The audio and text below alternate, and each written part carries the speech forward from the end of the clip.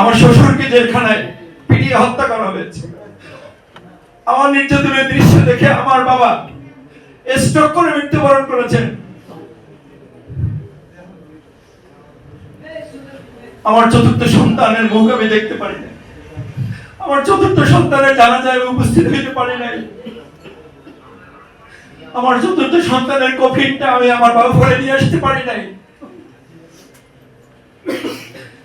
আপনাদের এই সন্তানটাকে এত বড় সন্ত্রাসী বানিয়েছে। 20 লক্ষ টাকা তৎকালীন সরকার, পুলিশ প্রশাসন, ডিএমপি 20 লক্ষ টাকা পুরস্কার ঘোষণা করেছে আমাকে গ্রেফতারের জন্য।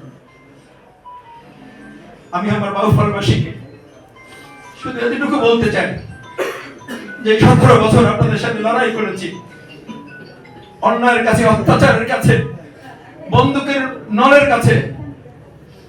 আমার 350 মামলা জামিন করতে লেগেছে মাত্র 7 মাস 8 মাস। আমার বের হতে হয়েছে 4.5 বছর পর।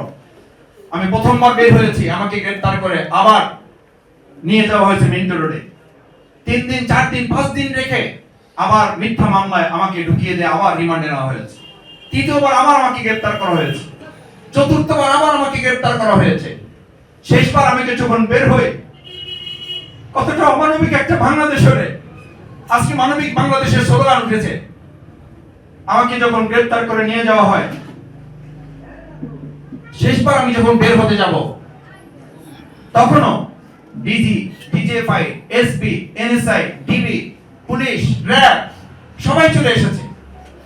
আমাকে বললো যে ভাই আজকেও তো আপনি বের হতে পারবেন না।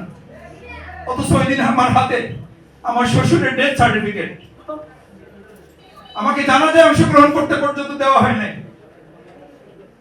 প্রশাসনের লোকেরা তখন বলেছিল আজকে আপনার ভাগ্যটা ভালো, আপনার শ্বশুর মারা যাওয়ার কারণে আপনি ডেথ সার্টিফিকেট দিয়ে বের হতে পারছেন।